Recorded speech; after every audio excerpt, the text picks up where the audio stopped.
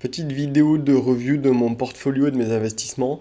Alors comme je suis aux US, je vais commencer par la tradition américaine en rappelant qu'il n'y a aucun conseil d'investissement dans la vidéo, c'est juste du divertissement. Et je vais vous la faire en anglais aussi au cas où il y aurait un américain qui soit perdu sur la vidéo. Nothing in this video is financial advice, it's just for entertainment. You should ask for a professional if you need for any financial advice. And you should also go watch another video because this one will be in French. Alors maintenant qu'on a fini le petit disclaimer, on peut parler du portfolio en lui-même. Donc c'est ma première review. Donc c'est un peu à l'arrache, hein. Alors le portfolio, il y a à peu près 750 000 dollars dessus.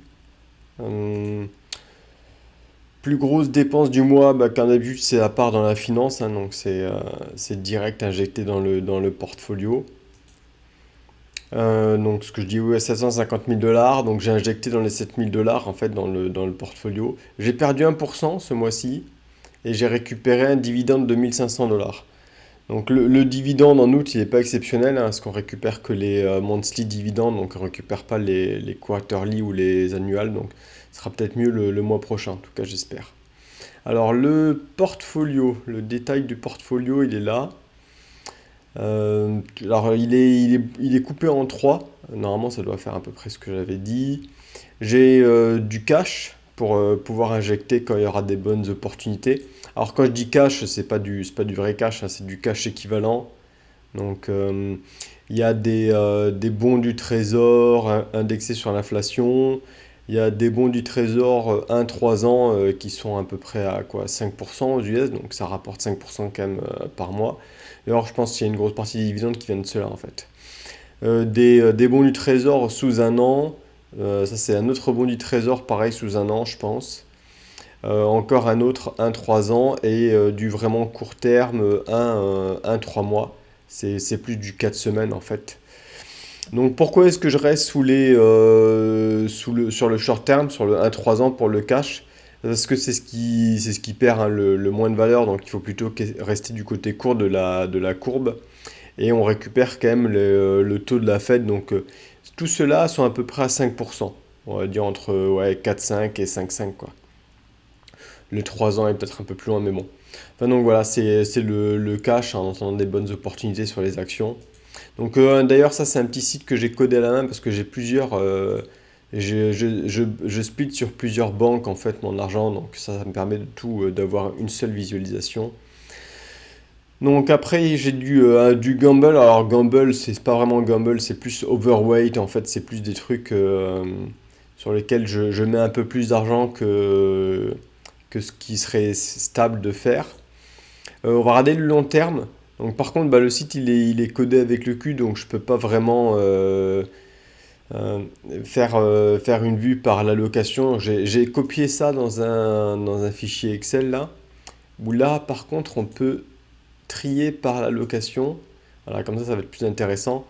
Donc ma plus grosse allocation, ça va être GLTR, donc c'est un ETF Gold. Il n'y a pas que du gold d'ailleurs, il y a un peu de silver aussi, un peu de platinum. On va dire que c'est des métaux précieux. Donc ça c'est plus une protection contre le dollar, l'inflation, en cas de stagflation, des choses comme ça. Après on a des stocks, un VT World Total.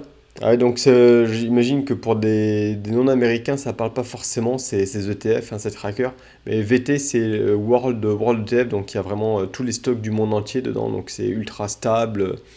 C'est vraiment safe, donc c'est pour ça qu'il est à 5,5. Les pays émergents à 5. Des bons du trésor indexés sur l'inflation 10 ans à 4. Donc ça pareil, hein, c'est du cash. Donc dans ce portfolio, j'ai aussi du cash. En fait, dans l'idéal, j'aurais tout sur ce portfolio, j'aurais pas à côté. Mais j'ai quand même du cash à côté pour des bonnes opportunités. Donc il y a quand même des positions cash dans ce portfolio qui seront amenées à diminuer dès qu'il y a des bonnes opportunités. Si le market se casse la gueule, peut-être que je passerai à 6 et je diminuerai mes bonds en fait. Des commodities. Donc moi j'aime bien les commodities. Donc PDBC, il y a du pétrole, du sucre, de la viande, du blé, enfin un peu de tout quoi. C'est vraiment un panier de commodités assez large. un autre, hein, donc un autre ETF de commodity. Donc, en général, j'ai plusieurs ETF qui couvrent les mêmes trucs pour avoir des sociétés différentes qui donnent le service. Juste au cas où la société qui fait le TFPDBC part en faillite, que je ne perde pas tout, donc je coupe un peu même le même secteur sur plusieurs ETF. Donc c'est pour ça que j'ai ce tableau qui est un peu compliqué et qu'il faut un site pour traquer tout ça. Des bons du Trésor 1-3 ans encore, hein, pareil en attente d'opportunité. Gold miner, donc des mineurs d'or. D'ailleurs, il n'y a pas que de l'or, hein, c'est des mineurs en général, ils ont un peu de cuivre, il me semble aussi. Ça va avec le premier, en fait, il y a 10% qui est sur, on va dire, l'or, protection contre le dollar, protection contre la monnaie et stagflation. Des bons du trésor indexés sur l'inflation court terme, l'Europe, bon, je vais peut-être pas tous les faire, on va s'arrêter à quand ça devient plus petit. Des dividendes, small cap USA, donc des petites compagnies US. Dividendes international. Donc ouais, j'essaye aussi d'être safe, de faire aussi de l'international, en plus que les US. Bon, dividendes US, des dividendes un peu plus risqués, donc peut-être de sociétés dont la valeur peut chuter un peu plus. C'est un portfolio qui est très très stable, hein. Il essaye pas de. C'est pas pour devenir riche, c'est juste pour grossir lentement mais sûrement.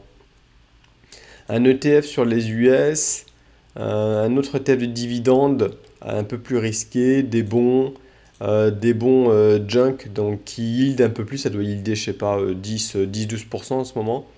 Donc c'est pour avoir pareil un peu d'income qui tombe régulièrement, ça fait plaisir, un genre de dividende. De l'immobilier, alors j'ai un peu d'immobilier, hein, c'est de l'immobilier en bourse, mais voilà, c'est un ETF immobilier sur, je crois, le monde entier.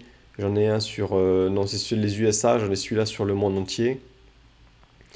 Des commodities agriculturales, donc celui-là c'est vraiment commodity mais que agriculture, donc vraiment tout ce qui va être blé, sucre, peut-être un peu de viande aussi dedans, je ne sais plus vraiment. Des stocks internationaux, develop market, donc un peu tout là-dedans. Des bons du trésor, bon pareil, on va pas tous les faire. Un petit peu de crypto, bon, un petit point sur le portfolio. Et de l'énergie. Donc ça c'est pareil, ça va un peu avec les commodities. En fait, c'est plus les fournisseurs d'énergie que les commodities en elles-mêmes. D'ailleurs, je pense que je devrais le monter un petit peu plus.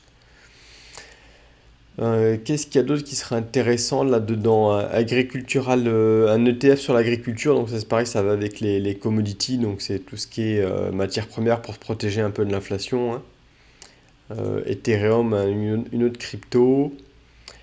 Celui-là c'est Emerging Market sans la Chine, parce que comme il y a de plus en plus de tensions avec la Chine, j'essaye aussi de réduire mon exposition à la Chine, hein.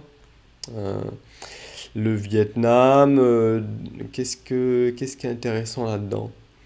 Alors, ouais, celui-là, je l'aime bien, c'est de l'immobilier. En fait, c'est un ETF qui va faire du fonds d'investissement immobilier qui achète des appartements et qui les loue derrière. Donc, tu récupères une petite partie du loyer des gens, donc ça fait pareil un income régulier.